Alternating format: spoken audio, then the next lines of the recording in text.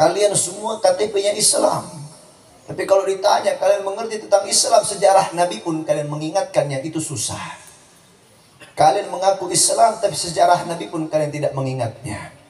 Kalian mengaku Islam tapi pegangan pun kalian tidak memegang daripada apa yang dititipkan oleh baginda Nabi. Maka kadang saya suka heran, saudara. Kalau umat Islam di zaman sekarang diajak takbir, takbirnya semangat. Kalau saya katakan takbir, wah Allahu Akbarnya semua pada teriak. Teriak Allahu Akbarnya. Oh, berarti saya mikir, oh ini keimanannya tebal semua. Tapi kalau ditatakin sama serangan fajar, semua pada goyang, saudara. Saat ini saya pesankan kepada kalian, ingat, bentar lagi masuk tahun 2024. Akan ada yang namanya pemilihan presiden. Akan ada yang namanya tahun politik. Kampanye belum ada. Kampanyenya belum ada calon yang ujuk-ujuk ada di dalam berita. Ada seorang calon yang tiba-tiba ada dalam iklan azan. Atau kampanyenya belum ada, Tapi ujuk-ujuk ke saya banget nah. الشرفاء والفضلاء جميع العلماء الآملين والمشايخ وكل أساتذ الذي يحضرون في هذا المكان المبارك. Sama-sama kita muliakan, sama-sama kita hormati kepada segenap para alim ulama, para kiai, para asatidz, para ajengan, para sesepuh, para masyayikh. Khusus bil khusus atratur rasul, cucunya baginda Nabi besar Muhammad, akhina fillah Sayyid Al-Habib Fadil bin Isa Al-Kaf.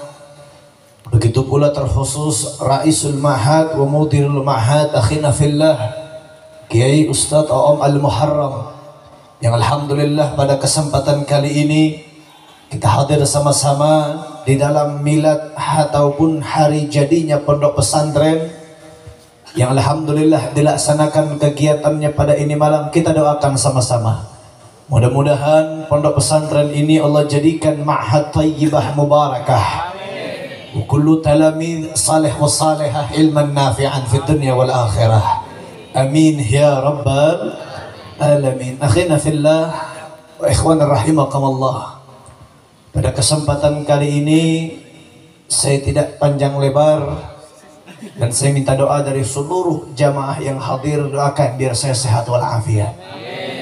Alhamdulillah pada kesempatan kali ini kita telah masuk pada tanggal 27 Safar, malam 28 Safar.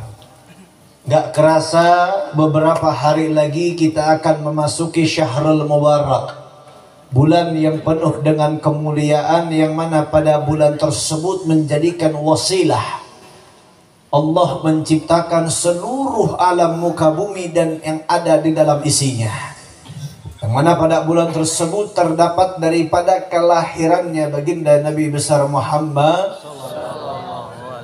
Di setiap tempat, dari ujung Sabang sampai ujung Merauke, setiap tempat pasti merayakan daripada kelahirannya baginda Nabi. Bukan hanya di bulan Maulud saja, bahkan ada di beberapa tempat yang di Jumadil Thani pun masih merayakan, memperingati daripada Maulid Agung baginda Nabi. Bahkan ada yang di bulan Rajab pun memperingati daripada hari lahirnya baginda Nabi. Bahkan di setiap kegiatan apapun, saya banyak melihat ketika peringatan 17 Agustus, bahkan ada yang ketika memperingati tahun baru Islam, mereka mengkaitkan dengan hari lahirnya baginda Nabi. Dan dibacalah pada acara tersebut Maulid Agungnya baginda Nabi besar Muhammad. Nah, maka timbul pertanyaan, kenapa dan untuk apa kita merayakan Maulid baginda Nabi? Sebagaimana Allah sampaikan dan Allah memperingatkan, Allah memerintahkan kepada kita untuk merayakan Maulid Agung baginda Nabi. Loh Habib, di mana ayatnya? Saya belajar Al-Quran, baca Al-Quran dari juz 1 sampai 30, saya tidak pernah melihat ayat yang mana Allah memerintahkan kita untuk merayakan Maulid Agung baginda Rasul. Apakah ayatnya yaitu perintah Allah untuk kita bersalawat? Maka jawabannya bukan. Di dalam ayat Allah Subhanahu wa taala berfirman, wa qala Allah taala qul bi fadlillahi wa bir rahmati fa bidzalika falyafrahu. Ini ayat pernah saya sampaikan. Ini ayat sering saya sampaikan.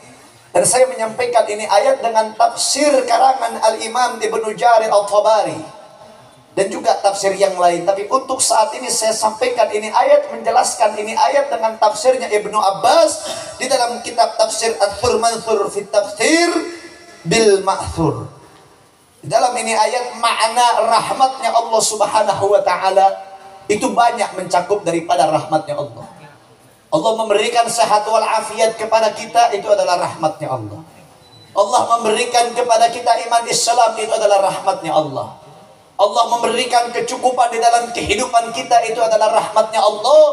Tapi yang dimaksudkan di dalam ini ayat rahmat yang paling agung, yaitu makhluk yang diagungkan oleh yang maha agung, yaitu dengan adanya baginda Nabi besar Muhammad.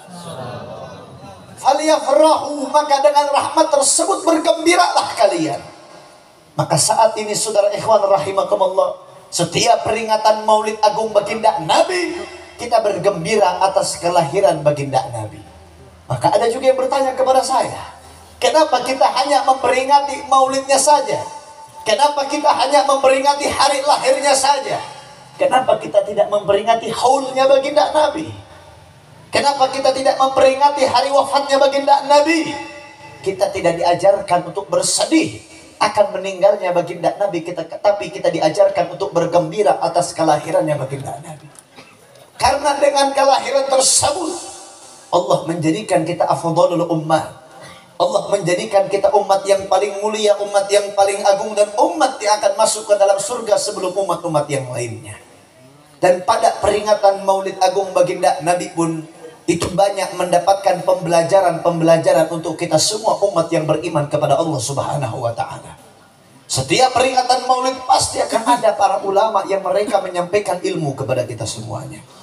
Ada para kiai, ada para ustadz, ada para ajengan, ada para habaib yang mereka menyampaikan bagaimana kisah tatbiqiyah, kisah pembelajaran dari hidupnya baginda Nabi. Entah dari akhlaknya baginda Nabi, entah dari perjuangannya baginda Nabi, entah dari kesehariannya baginda Nabi, entah dari sunnah-sunnah yang diajarkan oleh baginda Nabi. Maka ikhwan rahimakumullah, pada poin yang sekarang ingin saya sampaikan kepada kalian, sedikit saja, tidak banyak yang saya sampaikan, yaitu bagaimana perjuangannya baginda Nabi dalam menyampaikan agamanya Allah Subhanahu wa taala. Di dalam Al-Qur'an Allah sampaikan kepada kita, wa qala Allah taala,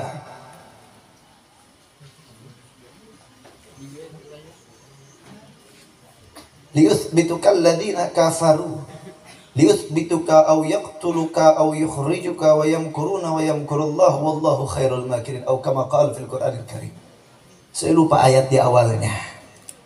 Wa idh yamkuru bikal ladina kafaru, wa qala Allah taala wa idh yamkuru bikal ladina kafaru liyuthbituka aw yaqtuluka aw yukhrijuka wa yamkuruna wa yamkurullahu wallahu khairul makirin. Ini ayat yang sangat luar biasa Allah sampaikan kepada kita di dalam Al-Quran Al-Karim. Allah menceritakan bagaimana jatuh bangunnya perjuangan Nabi mensyiarkan agamanya Allah Subhanahu wa ta'ala. Nabi mensyiarkan agama Allah itu penuh dengan ujian, rintangan, cacian, dan hinaan. Bahkan sebagaimana kita tahu para sahabat, mereka para sahabat Nabi yang beriman kepada Allah penuh dengan ujian, penuh dengan rintangan, penuh dengan cacian. Sebagaimana Bilal ibn Rabah yang ditindih dengan batu, dia taruh batu di atas badannya dan dicambuk serta dipukuli, diancam untuk keluar dari agamanya Allah Subhanahu wa taala. Khabbab ibn Al-Arat adalah seorang sahabat Nabi yang wajahnya disetrika oleh besi yang panas sampai wajahnya itu melepuh. Kenapa wajahnya disetrika? Hanya karena beriman kepada Allah Subhanahu wa taala. Suhaib ibn Amr Ar-Rumi yang matanya disiram oleh cairan besi yang panas hanya karena beriman kepada Allah Subhanahu wa taala.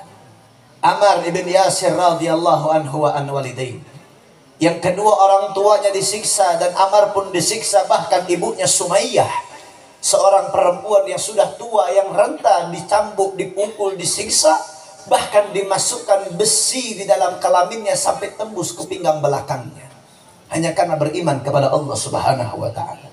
Begitu banyak lagi cerita-cerita bagaimana para sahabat yang disiksa hanya karena beriman kepada Allah. Begitu banyak lagi kisah-kisah Nabi yang disiksa, Kita punya Nabi disiksa, dicambuk dan disakiti hanya karena mensyiarkan agamanya Allah Subhanahu wa taala. Maka saya tanya kepada semua jamaah, dulu para sahabat Nabi, mereka semua beriman kepada Allah, berpegang teguh ibadah kepada Allah. Mau sholat aja, saya tanya, dulu sahabat Nabi itu mau sholat gampang apa susah? Kalau kita sekarang mau sholat gampang apa susah? Gampang apa susah? Dulu sahabat Nabi mau ibadah susah, itu harus dicambuk dulu, nyawanya diancam. Kalau kita susah kenapa? Ada yang ngancam nyawa kalian di sini? Nggak ada. Maka ini menjadikan bukti bahwasanya umat di akhir zaman itu sudah jauh daripada Islam. Kalian semua KTP-nya Islam, tapi kalau ditanya kalian mengerti tentang Islam, sejarah Nabi pun kalian mengingatkan yang itu susah. Kalian mengaku Islam tapi sejarah Nabi pun kalian tidak mengingatnya. Kalian mengaku Islam tapi pegangan pun kalian tidak memegang daripada apa yang dititipkan oleh baginda Nabi. Maka kadang saya suka heran saudara, kalau umat Islam di zaman sekarang diajak takbir, takbirnya semangat. Kalau saya katakan takbir, wah Allahu Akbarnya semua pada teriak. Teriak Allahu Akbarnya. Berarti saya mikir, wah ini keimanannya tebal semua. Tapi kalau ditatakin sama serangan fajar, semua pada goyang, saudara. Ini saya memesankan kepada kalian, ingat, umat ikhwan rahimakumullah, sebentar lagi masuk yang namanya tahun politik.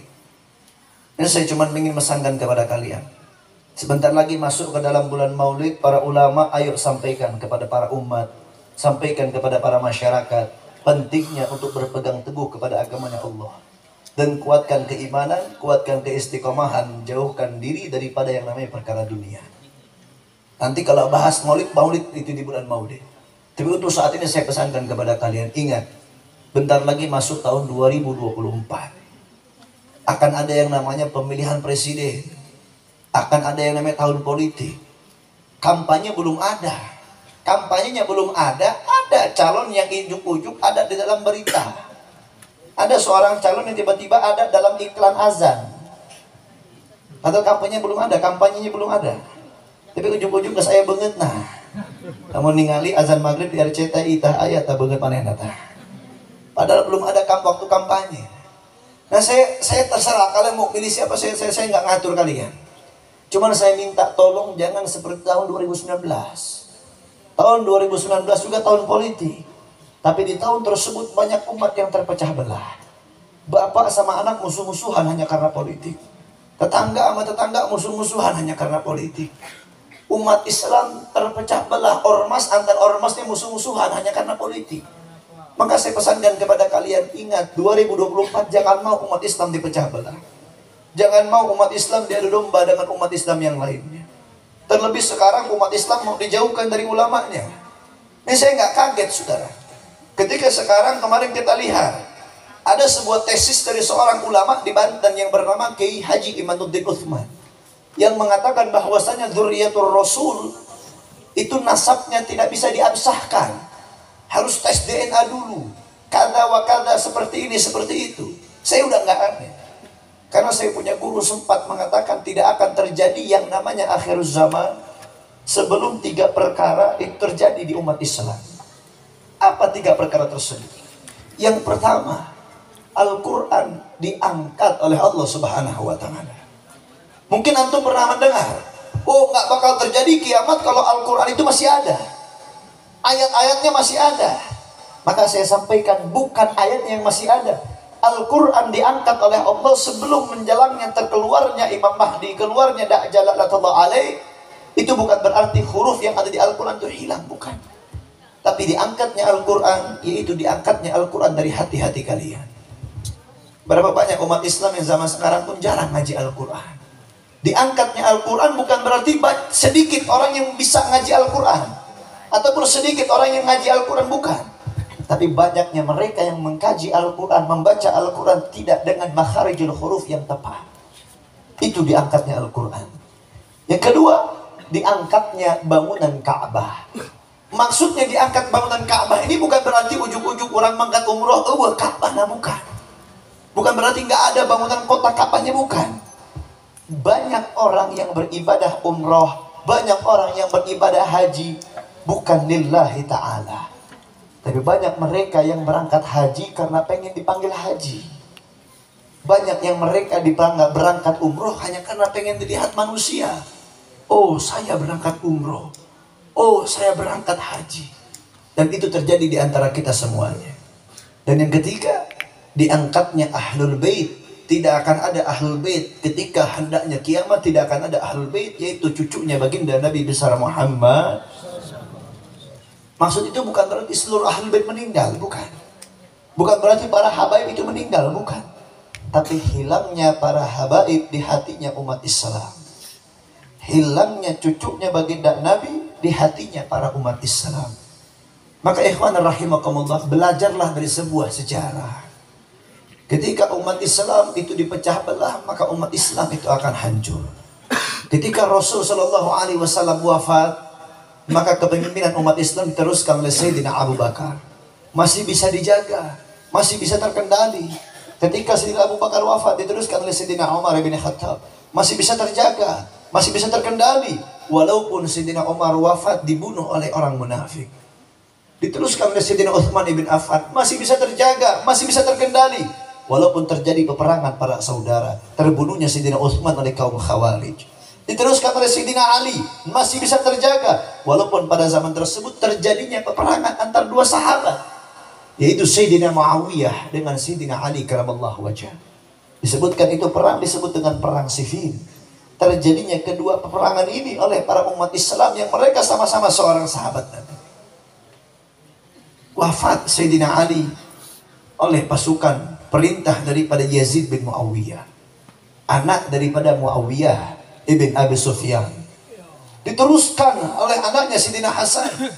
Sayyidina Hasan mati dibunuh oleh istrinya sendiri, yang atas perintah daripada Yazid bin Muawiyah, yang bernama Jaddah, istri daripada Sayyidina Hasan ibn Ali bin Abi Thalib. Diteruskan oleh Muawiyah. Diteruskan lagi ada kepemimpinan oleh Sayyidina Husain. Sayyidina Husain pun meninggal. Sedangkan Sayyidina Hasan dan Sayyidina Husain itratur Rasul, syababul jannah, pemuda yang ada di surganya Allah, cucunya baginda Nabi, dan para sahabat tahu akan kemuliaannya. Tapi Yazid bin Muawiyah bin Abi Sufyan, cucunya dari sahabat Nabi, ikut turut andil dalam pembunuhan kepada itratur Rasul, kepada cucunya baginda Nabi. Maka saya pun dikatakan oleh saya punya guru, tidak akan terjadinya kiamat sebelum seluruh zamannya para nabi terjadi di zaman tersebut. Zamannya Nabi Adam ada Qabil dan Habil, dua bersaudara yang saling bunuh-membunuh hanya karena harta, tahta, dan juga wanita. Maka banyak sekarang adik-beradik yang bunuh-membunuh, saling caci-mencaci hanya karena harta warisan. Zamannya Nabi Nuh akan terjadi, yaitu apa? Pembangkangan seorang anak kepada orang tua dan pembangkangan istri kepada suaminya terjadi di zaman sekarang. Begitu banyak seorang istri yang durhaka kepada suaminya, dan begitu banyak anak yang durhaka kepada suaminya. Zamannya Nabi Sulaiman alaihissalam, zamannya Nabi Sulaiman, mana di zaman tersebut manusia dengan bangsa jin itu hidup bersama-sama. Dan terjadi di zaman sekarang manusia yang mengaku beriman kepada Allah, tapi mereka menyekutukan Allah dengan meminta bantuan kepada alam-alam jin. Di zamannya Nabi Nuh alaihissalam, zaman Nabi Nuh, beliau berdakwah ratusan tahun, tapi umat yang ikut kepada Nabi Nuh hanyalah sedikit. Begitupun banyak di zaman sekarang. Nabi Nuh berdakwah, dicaci, dimaki, yang ikut hanya sedikit. Dan di zaman sekarang pun para ulama itu dicaci, itu menjadi hal yang normal. Maka para kiai, para ulama, ustadz, para habaib bukan hanya mewariskan ilmu Nabi, tapi mewariskan juga 3 perkara, yaitu liyuthbituka, yaktuluka, dan yukhrijuka. Ini 3 perkara yang diwarisi oleh para ulama-ulama di zaman sekarang. Dan di zamannya Nabi Isa, zaman Nabi Isa, apa yang dimasukkan di zaman Nabi Isa? Kemunafikan apa yang terjadi di zaman Nabi Isa? Zaman Nabi Isa, beliau dianggap sebagai Tuhan oleh orang-orang Nasrani. Dan di zaman sekarang pun banyak ulama-ulama yang dianggap sebagai Tuhan oleh para pengikutnya. Memiliki karomah memiliki karomah ini, memiliki itulah, inilah, itulah. Padahal semuanya nihil. Malah ulama tersebut mengajak ke dalam kemaksiatan, mengajak ke dalam kesesatan, tapi tetap saja dianggap benar oleh para muridnya. Di zamannya baginda Nabi, Yang mengaku nabi ada, yang tidak mau bayar pajak ada, yang tidak mau bayar zakat ada, pembunuhan kepada cucunya nabi pun ada. Dan itu semua terjadi di zaman sekarang. Yang ngaku-ngaku nabinya ada, yang nggak mau bayar zakatnya ada, yang benci sama itratur rasulnya pun ada. Maka dari itu ikhwan rahimakumullah, ayo sama-sama kita jaga persatuan, kita kuatkan persatuan kita, kita jaga persaudaraan kita. Jangan sampai nanti karena politik umat Islam terpecah belah. Dan jangan mau iman kalian jual hanya dengan uang yang datang satu kali dalam hidup kalian. Jangan mau harga diri kalian bisa dibeli hanya uang yang tidak seberapa kalian dapatkan. Sama-sama sebagaimana ulama tadi yang menyampaikan, tunggu komando para ulama. Tunggu apa yang disampaikan oleh para ulama. Ikutilah apa yang disampaikan oleh para ulama yang istiqamah. Ingat, jangan menjadikan barometer seorang ulama itu karena keviralannya. Karena wah viral, dikenal oleh banyak orang. Belum tentu yang viral ilmunya itu seistiqomah ulama yang ada di kampung, saudara. Jangan-jangan kalau misalkan yang viral akidahnya bukan Ahlus Sunnah wal Jamaah. Jangan-jangan yang viral itu belum bisa istiqomah. Jangan-jangan yang viral ilmunya masih cetek.